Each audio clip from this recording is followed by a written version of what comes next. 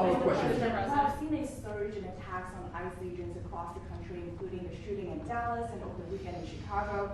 We saw 10 cars boxing in on ICE agents and another one ramming into an ICE vehicle. Yeah. We have heard Secretary Noem saying that some of these attackers are actually organized and they're planning to kill and ambush these officers. Right. What are the consequences for these? Very severe. We're going to have very severe. We're going to find out who's going after our federal agents.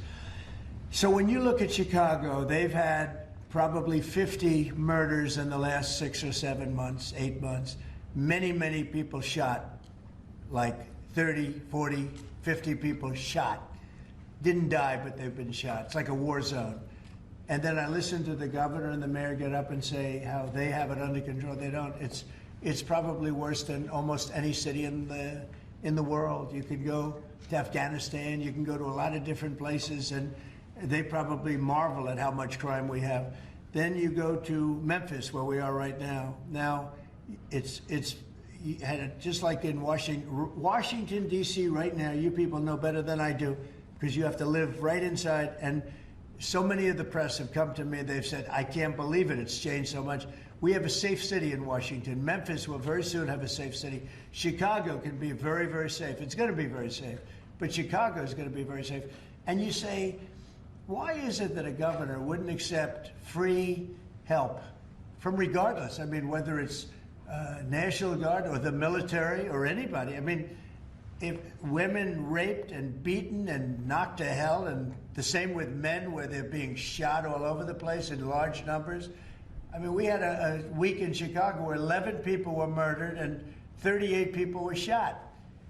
And then we have a governor get up and say, oh, it's safe, we can handle it. He can't handle it. He's an incompetent guy. That's why they threw him out of the family business.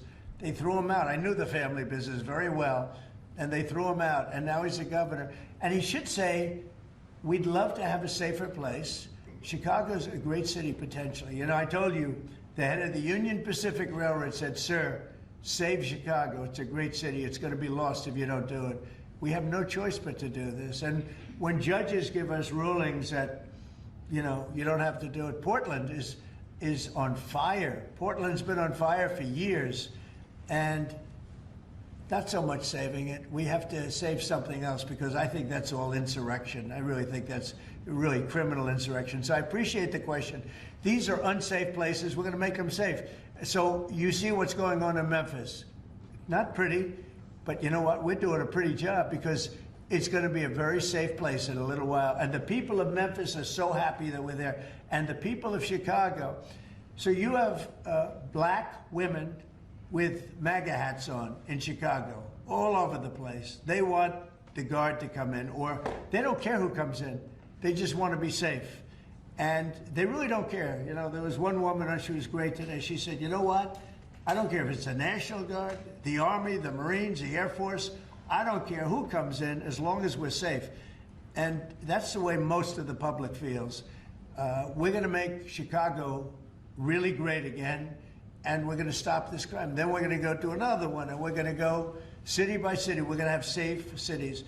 And it was so great that we started with our nation's capital, one of the worst. I mean, so many people, every week, somebody was killed. They'd come from Iowa, they'd come from Indiana. They want to see the Jefferson Memorial, the Lincoln Memorial. They want to see something, and they'd get shot. And you'd call their parents, I'm sorry, but your son is dead. And they go, what do you mean he's dead? Came to Washington, D.C. Not anymore. That's not happening anymore. We have a safe place. We have a safe capital. It's as safe as we have probably almost just about in the country. And if you look back 6 months ago, 7 months ago, this was a death trap. You look back during the Biden, I mean, what they did, how badly they managed things. And almost all of these cities, most of these cities are Democrat-run. And we don't care, Democrat, Republican, we're going to make them safe. So we have to save Chicago. It's very important. And you can't have a governor getting up and saying it's good when 11 people were shot over a weekend.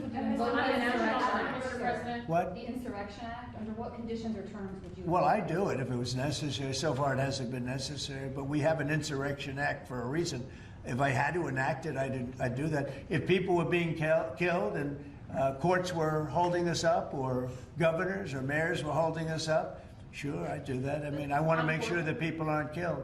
We have to make sure that our cities are safe.